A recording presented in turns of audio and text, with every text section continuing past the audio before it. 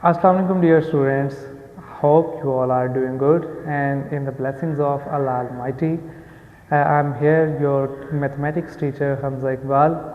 हम लोग बेटे परसेंटेजेस के क्वेश्चंस कर रहे थे जो कि हमारी ज़िंदगी को बहुत ज़्यादा आसान बना देते हैं जब हम कोई ग्रोसरी कर रहे होते हैं, जब हम कहीं पर भी कोई चीज़ सेल परचेज़ कर रहे होते हैं तो हमें उनके बारे में आइडिया होता है। अगर हम कोई फ़ोन परचेज़ कर रहे हैं या सेल कर रहे हैं या हम ग्रोसरी करने के लिए जाते हैं, वहाँ से हम कोई बर्तन वगैरह ख़रीद लेते हैं या कोई भी और चीज़ ख़रीद लेते हैं जो हाउस होल्ड में इस्तेमाल होगी, तो वहाँ पर हमें प्रॉफिट और लॉस का पता होना चाहिए कि वो क्या है। इसी तरह अगर हम कोई चीज़ ले लें और फिर हमने आगे सेल करनी है, हम कोई बिज़नेस करते हैं तो हमें उसके बारे में पता होना चाहिए कि हम लोग कहाँ पर प्रॉफिट आता है और कहाँ पर हमें लॉस आता है और उनको किस तरह से हम लोग फाइंड कर सकते हैं।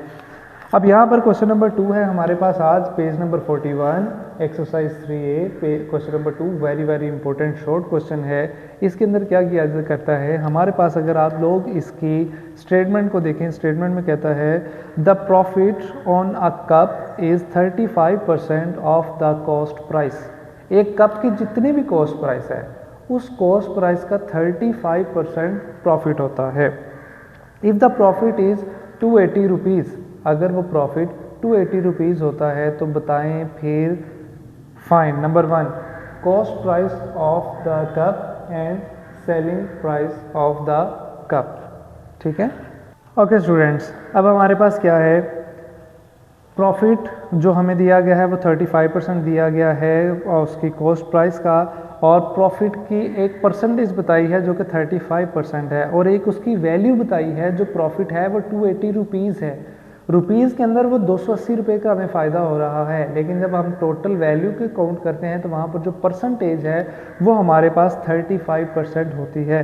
तो हम लोगों ने क्या करना है, कॉस्ट प्राइस बतानी है कितनी होगी। ओके, अब सिंपल सी बात आप लोग यहाँ पर देखिएगा कि जो 35% ऑफ कॉस्ट प्राइस है,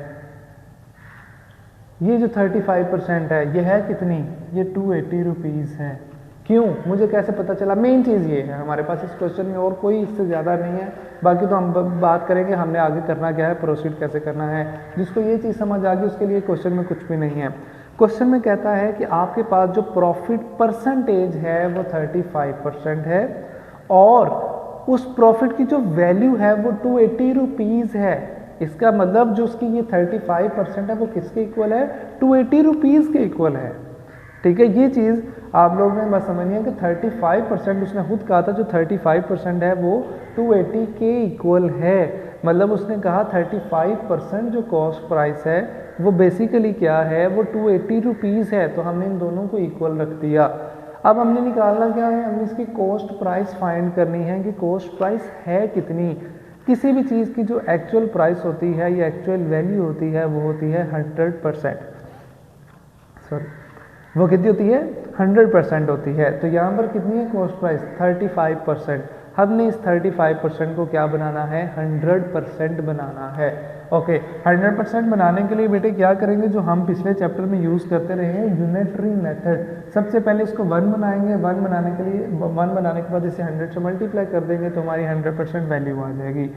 35% को डिवाइड कर देंगे 35 से, अगर इधर 35 से डिवाइड किया है तो यूनिटरी मेथड में हमने क्या सीखा था, इधर भी 35 से डिवाइड करेंगे, ये बन जाएगी 1% ऑफ कॉस्ट प्राइस। ये हमारे पास आंसर आ जाएगा 8। अब इसको हमने बनाना है 100% मल्टीप्लाई बाय 100, और इस तरफ भी हम क्या करेंगे, multiply by 100। 100% of cost price कितनी आ जाएगी, 800 रुपीज़ आ जाएगी। This is our answer. दोबारा सुन लें क्वेश्चन को, क्वेश्चन के अंदर कोई भी चीज़ मुश्किल नहीं थी, सिर्फ मैंने कहा आपने ये पहली लाइन सीखनी है। अगर आपको इसकी समझ आ गई तो आपके लिए क्वेश्चन ज़रा भी मुश्किल नहीं रह जाएगा। इसमें क्या था, उसने कहा कि आपके पास जो प्रॉफिट परसेंटेज है वो 35% ऑफ कॉस्ट प्राइस है और प्रॉफिट की जो वैल्यू है वो 280 रुपीज़ है। बेसिकली ये परसेंटेज भी तो प्रॉफिट की ही वैल्यू है ना, तो ये परसेंटेज आ जाए, ये रुपीज़ में आ जाए, ये दोनों वैल्यूज़ इक्वल हैं। इस 35% को 100% बनाना है। क्यों? क्योंकि हमने यहाँ पर कॉस्ट प्राइस निकालनी थी। किसी भी चीज़ की एक्चुअल जो प्राइस होती है वो 100% होती है। तो उसको हमने बनाने के लिए क्या किया, 35 को यूनिटरी मेथड में ले गए, 35 से डिवाइड करके 1 बनाया, 1 बनाने के बाद 100 से मल्टीप्लाई कर दिया, तो ये हमारे पास 100% कॉस्ट प्राइस की वैल्यू आ गई। अब हमने क्या करना है, हम लोगों ने सेलिंग प्राइस निकालनी है। कॉस्ट प्राइस हमारे पास आ चुकी हुई है। क्वेश्चन के अंदर उसने जो जिक्र किया था, क्वेश्चन की जो स्टेटमेंट अगर हम लोग देखें, उस स्टेटमेंट के अंदर लिखा था प्रॉफिट, ये सारा प्रॉफिट हुआ है। तो हम क्या करते हैं, प्रॉफिट का फॉर्मूला लगा लेते हैं। वो किसके इक्वल होगा प्रॉफिट का formula, selling price minus cost price. Selling price हमारे पास हमने फाइंड करनी है। प्रॉफिट की वैल्यू क्वेश्चन में कितनी थी, प्रॉफिट की वैल्यू 280 रुपीज़ थी, माइनस कॉस्ट प्राइस कितनी आई है, 100 रुपीज़ आई है। माइनस का 100 है, इस साइड पे जाके क्या करेगा, प्लस का 800 हो जाएगा।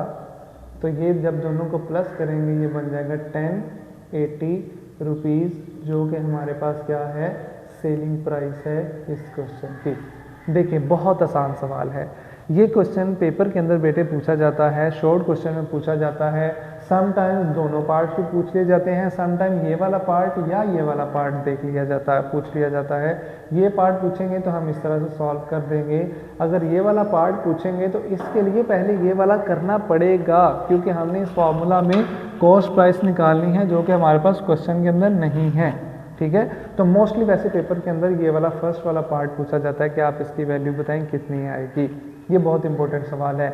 इसके बाद हम लोग बढ़ते हैं अपने क्वेश्चन नंबर 4 की तरफ। क्वेश्चन नंबर 3 भी है हमारे सिलेबस में, लेकिन मैं इन क्वेश्चंस के बाद क्वेश्चन नंबर 3 करवाता हूँ। वो थोड़ा सा लेंथी था, इस वजह से वो यहाँ पर पूरा नहीं आना था, मैंने क्वेश्चन नंबर 4 को स्टार्ट किया है। क्वेश्चन नंबर 4 की बेटी अगर आप लोग स्टेटमेंट देखेंगे, क्वेश्चन नंबर 4 में कहता है a florist buys roses at 18 rupees per dozen. एक डज़न में कितने, 12 फूल हैं जो उसने ख़रीदे हैं 18 रुपीज़ के।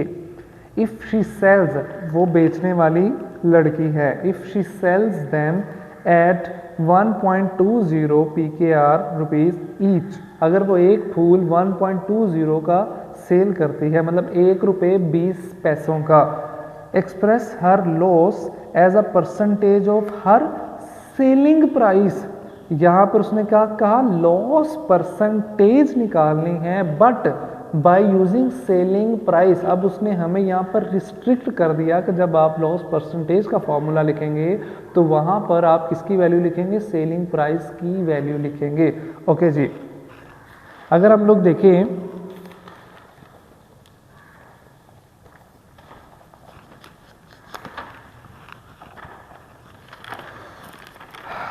जी बेटे,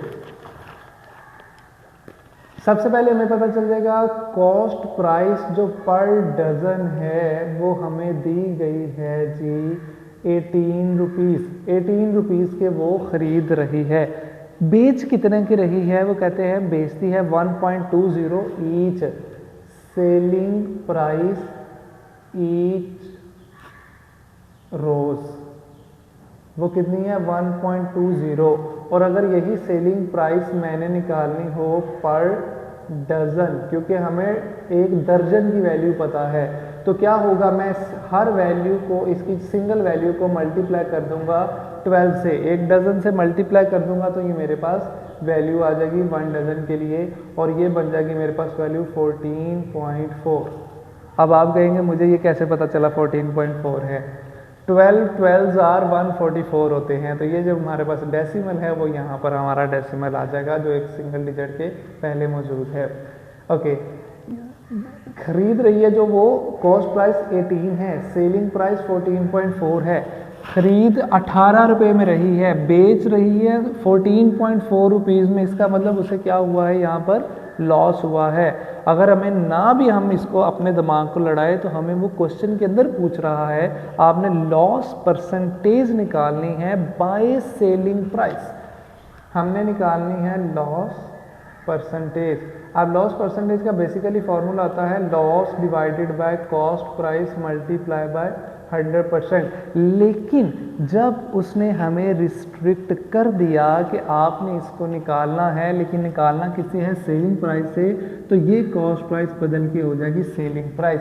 ये हमारे इस चैप्टर के स्टार्ट में जो मैंने आपको फार्मूलाज लिखवाए थे उनके अंदर ये चीज़ हम लोगों ने मेंशन की थी। ओके, लॉस कितना हुआ उसे, लॉस हम लोगों ने अभी तक निकाला ही नहीं था। अब हम सबसे पहले क्या करते हैं, लॉस निकालते हैं, फिर फार्मूला लिखते हैं। यहाँ पर हमारे लिए गलती हुई, हमारे पास बल्कि ऐसे करते हैं, हम लॉस को वहीं पर निकाल लेते हैं। चलिए वो आप लोगों के लिए और आसान हो जाएगा। दोबारा मैं यही फार्मूला लिख रहा हूँ, loss divided by selling price multiply by 100%। Loss का फॉर्मूला यहीं पे लिख देते हैं, cost price minus selling price divided by selling price multiply by 100%। Cost price कितनी है जी 18 माइनस सेलिंग प्राइस है जी 14.4 डिवाइडेड बाय सेलिंग प्राइस है 14.4 मल्टीप्लाई बाय 100%। आप लोग इसमें से इसको माइनस करें, आ जाएगा 3.6 डिवाइडेड बाय 14.4 मल्टीप्लाई बाय 100%। 100 को इससे मल्टीप्लाई करना है, मल्टीप्लाई करने के बाद जो आंसर आएगा उसको 14.4 से डिवाइड करेंगे तो आपके पास जो फाइनल आंसर बनेगा वो बन जाएगा 25%। ये हमारा फाइनल आंसर है।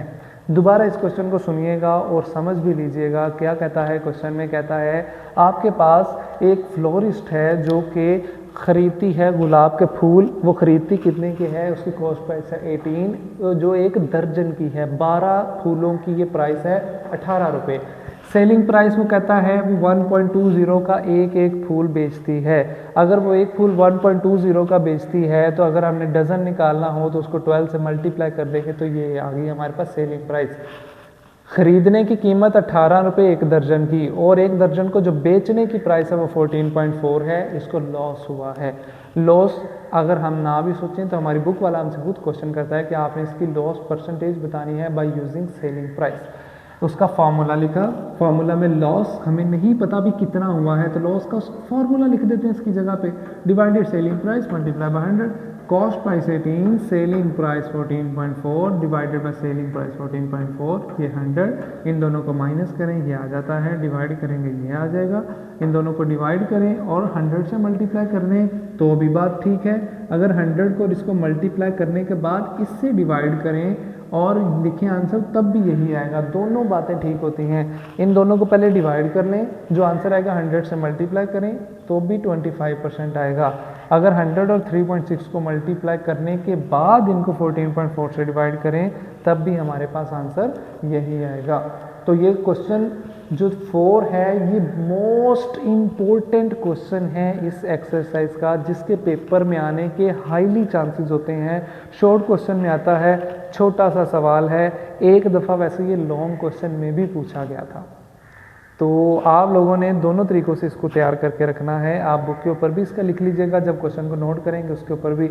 जब मैं लिखता हूँ वेरी वेरी इंपॉर्टेंट इस तरह लिखता हूँ तो आप भी क्वेश्चन के ऊपर लिख लिया करें। इसका मतलब ये हरगिज़ नहीं होगा कि आपने सिर्फ इन्हीं क्वेश्चन की तैयारी करनी है। तैयारी हम लोगों ने पूरी की पूरी एक्सरसाइज की करनी होती है। इन क्वेश्चन के पेपर में आने के हाईली चांसेस होते हैं।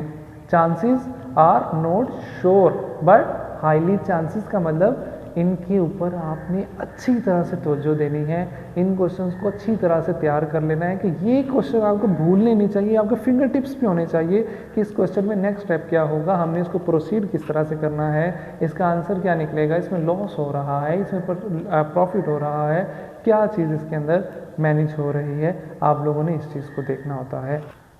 Okay students, now come to the question number 3 which is very important long question। ये पेपर के अंदर एज अ लॉन्ग क्वेश्चन पूछा जाता है। क्वेश्चन की स्टेटमेंट थोड़ी सी मुश्किल करके दिखाई है लेकिन बहुत आसान होगा। आप लोगों ने स्टेप बाय स्टेप मेरे साथ चलना है, इंशाल्लाह ताला आपको समझ आ जाएगी। सबसे पहले हम स्टेटमेंट को पढ़ते हैं। स्टेटमेंट में कहता है a trader mixes 2 kg of butter which cost 80 rupees per kg with 3 kg of butter which cost 60 rupees per kg.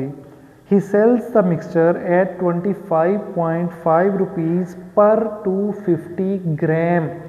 Express his profit as a percentage of his selling price.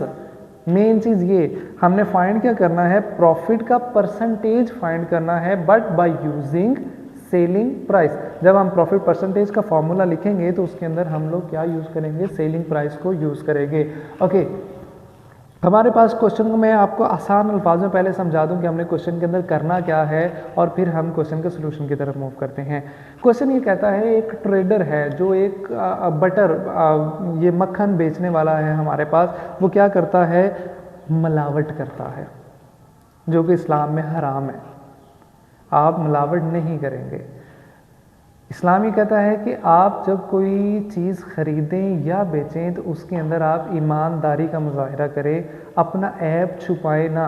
अगर for example आप लेने चले जाते, ईद उल अज़हा आ जाती है तो आप जानवर लेने के लिए चले जाते हैं, बकरा लेने के लिए चले जाते हैं, तो क्या है, आप वहाँ पर जो व्यापारी है वो आपके साथ गलत बयानी करता है, बीमार बकरा दे देता है, या उसका पाँव में कोई मसला है या कान का कोई मसला है, वो आपके साथ गलत बयानी करता है, तो इस्लाम कहता है कि इसके माल के अंदर बरकत नहीं रह जाएगी। और इसी तरह अगर हम लेने गए हैं और हम जाके वहाँ पर क्या करते हैं, जाली नोट दे देते हैं, नकली नोट दे देते हैं, या उधर जाके हम उसके साथ कुछ झूठी कस्में खानी स्टार्ट कर देते हैं कि भाई नहीं, मेरे पास तो पैसे ही इतने हैं, मैं इससे ज़्यादा दे नहीं सकता, झूठ बोलते हैं, तो वहाँ पर अल्लाह ताला ये फरमाते हैं कि इस्लाम में ये है कि हमारे पास उस सौदे के अंदर बरकत नहीं रह जाती। तो आजकल अगर हम अपने इर्द गिर्द देखें तो दूध फरोश जितने भी हैं वो मोस्टली जो है वो केमिकल वाले दूध भी हमें दे रहे होते हैं, और कहते यही हैं खालिस दूध। खैर अल्लाह ताला सबको हिदायत दे, हमें भी हिदायत दे, अगलों को भी हिदायत दे। सबसे पहले जब भी आप दुआ किया करें तो ये कहा करें, या अल्लाह हमें भी हिदायत दें और बाकी तमाम लोगों को भी हिदायत दें, और अपने मुल्क की बेहतरी के लिए आप लोग हमेशा दुआ करते रहा करें। ओके, अब हम अपने क्वेश्चन की तरफ वापस आते हैं। क्वेश्चन के अंदर क्या कहता है, कहता है एक बटर बेचने वाला है, मक्खन बेचने वाला है, वो क्या करता है, दो तरह के मक्खन को मिक्स करके आवाम के अंदर बेचना स्टार्ट कर देता है। सॉरी, वो दो तरह के बटर को मिक्स करता है। एक बटर 2 kg लेता है, 2 किलो लेता है, जो कि अच्छा है, वो 80 रुपीज़ पर kg आता है। और एक मक्खन जो है वो थोड़ा सा लो क्वालिटी का है, वो 60 रुपीज़ पर kg का आता है, तो वो इसके 3 kg ले लेता है। 2 kg इसके जो कि 80-80 रुपये के आए हैं, 3 किलो इसके लेगा जो 60-60 रुपये के आए हैं। इन दोनों को आपस में मिक्स कर लेता है, मिला लेता है, मिलाने के बाद बेचना स्टार्ट करता है। और बेचता कैसे है, 250 ग्राम को वो 25.5 रुपीज़ में सेल करता है। तो बताएं, जो उसको प्रॉफिट होगा जब वो इसको बेच लेगा, उस प्रॉफिट की परसेंटेज हमने बतानी है जो सेलिंग प्राइस के अकॉर्डिंगली होगी। अब अपने क्वेश्चन की तरफ आना है, एक एक स्टेप की तरफ आप लोगों ने गौर करना है। दोबारा मैं जब इसको सम अप करूँगा, रिवाइज करूँगा, आप लोगों को समझ आ जाएगी कि हमने क्या किया है। अभी फ़िलहाल आपने क्या करना है, स्टेप बाय स्टेप समझना है। कॉस्ट प्राइस उसकी ख़रीदने की, 2 किलो ये ख़रीदा, 3 किलो ये ख़रीदा। 2 किलो वाले की कीमत थी 80 रुपीज़, 80 का ये कितने आ गए, 2 किलो 160 का आ गया, 80 + 80 160। 3 किलो ख़रीदा ये वाला जो 60 रुपये पर kg है, 60 + 60 + 60, तो 3 kg की वैल्यू आ जाएगी 180 रुपीज़। तो हमने बताना है कि उसने ख़रीदे कितने के, ये दोनों जब उसने खुद से ख़रीदे थे। कॉस्ट प्राइस उसकी 2 kg की और 3 kg की। 2 kg वाले उसने लिए थे 80 रुपीज़ के, 3 kg वाले उसने लिए थे 60 रुपीज़ के। ये 160, ये 180, टोटल प्लस कर लें तो 380 रुपीज़ और 340 रुपीज़, 340 रुपये का उसने वो मक्खन ख़रीदा है। अब वो बेचने के लिए आएगा। सेलिंग प्राइस 250 ग्राम की 25.5 रुपीज़ है, ये क्वेश्चन में दिया है।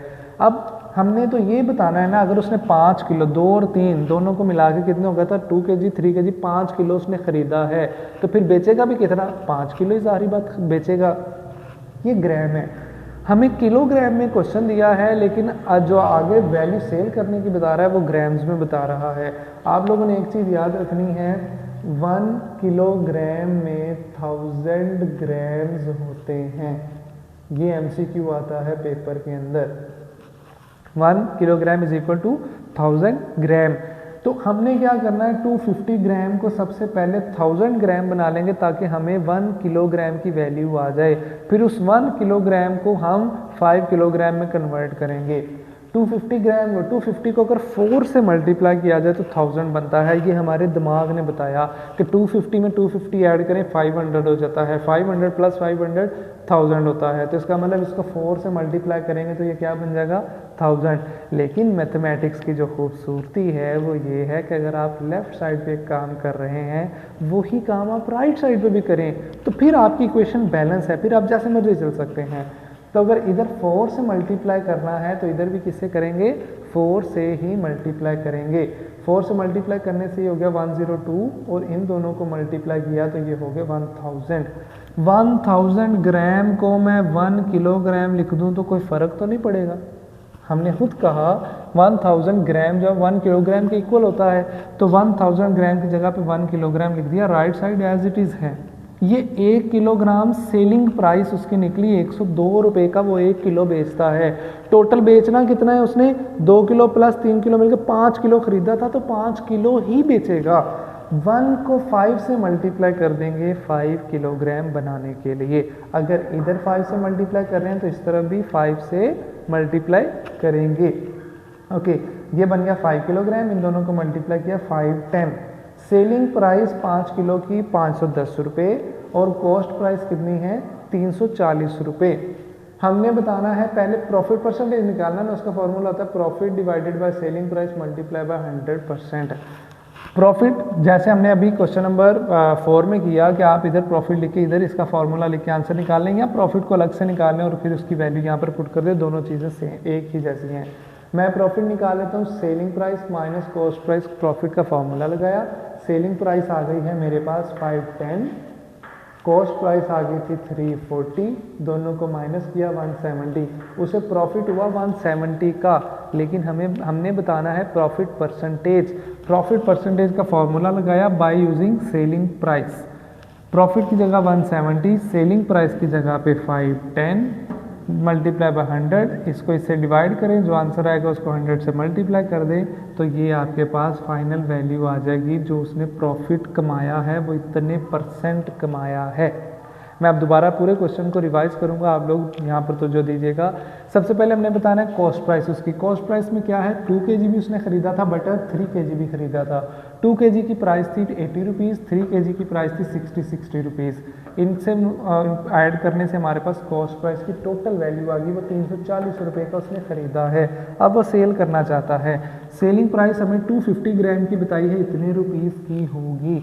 हम 250 को 4 से मल्टीप्लाई करके 1000 ग्राम बना लेते हैं। 1000 ग्राम क्या होगा 1 किलोग्राम के इक्वल होगा। जिस वैल्यू से इधर मल्टीप्लाई किया है उसी वैल्यू से इधर भी मल्टीप्लाई कर देंगे। ये 1 किलोग्राम की जब हमारे पास वैल्यू आ गई 1 किलोग्राम की तो आ गई, हमने टोटल कितने किलोग्राम की बनानी है 5 किलोग्राम की बनानी है। इस 1 को 5 से मल्टीप्लाई कर दिया तो इधर भी 5 से मल्टीप्लाई कर दिया। ये सेलिंग प्राइस आ गई 5 किलो बटर की। अब हमने बताना था प्रॉफिट परसेंटेज। प्रॉफिट परसेंटेज के अंदर एक और वैल्यू यूज होती है जो कि होती है प्रॉफिट। तो हमने प्रॉफिट का फॉर्मूला लगा के उसकी वैल्यू निकाल ली। निकालने के बाद हमने प्रॉफिट की जगह पर ये 170 लिख दिया। सेलिंग प्राइस हमारे पास ये दी गई है 510, सेलिंग प्राइस की जगह पे 510 लिखा, मल्टीप्लाई बाय 100, इन सबको मल्टीप्लाई किया तो हमारा रिक्वायर्ड आंसर आ गया जो वो हमसे पूछना चाह रहा था। ओके, उम्मीद करता हूँ बेटे कि आपको इस क्वेश्चन की समझ आ गई होगी। ये क्वेश्चन हमारे पेपर में एज अ लॉन्ग क्वेश्चन पूछा जाता है। आप देख भी सकते हैं इसके अंदर इतने स्टेप्स हैं कि ये लॉन्ग क्वेश्चन बन जाएगा। और ये 10 नंबर का सवाल आता है, इंतहाई आसान क्वेश्चन है।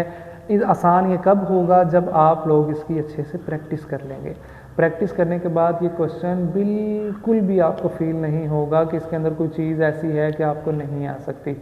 बहुत आसान क्वेश्चंस हैं। मैथमेटिक्स को करने के लिए आपको थोड़ा सा अपने माइंड को फ्रेश रखना पड़ता है और ये सोचना पड़ता है कि हम लोगों ने क्वेश्चन को प्रोसीड किस तरह से करना है। मेरा काम यहाँ पर यही है कि मैं आप लोगों को रवायती तरीके से ट्रेडिशनल मेथड्स नहीं सिखाऊंगा कि भाई बस प्लस कर दिया, माइनस कर दिया, मल्टीप्लाई डिवाइड कर दिया तो आंसर आ गया। ऐसा नहीं हम करेंगे। हम लोग क्या करेंगे यहाँ पर, ये चैनल बनाने का मकसद ही ये था और हमारा जो टीचिंग मैथडोलॉजी है वो भी यही है कि हम लोग क्वेश्चन के अंदर वो सुराग ढूंढते हैं, वो हिंट ढूंढते हैं जिससे हमारा क्वेश्चन स्टार्ट होगा और अच्छे तरीके से चलेगा और हम उसका आंसर बड़ी आसानी के साथ गेट कर लेंगे। मोस्टली हम क्वेश्चंस को विदाउट कैलकुलेटर भी सॉल्व कर सकते हैं। ठीक है बेटे, आप लोगों ने इसकी बहुत अच्छे से प्रैक्टिस करनी है। उसके बाद आप लोगों ने दुआओं में हमें याद रखना है। पेरेंट्स के साथ भी आप लोगों ने इखलाक के साथ रिस्पेक्ट करते करते हुए उनके नज़र आएँ और उनके लिए भी दुआ किया करें। अपने अच्छे मुस्तकबिल के लिए, अपने मुल्क के अच्छे मुस्तकबिल के लिए दुआ गो रहा करें। अल्लाह ताला हम सब का हामी और नासिर हो। अल्लाह हाफिज़।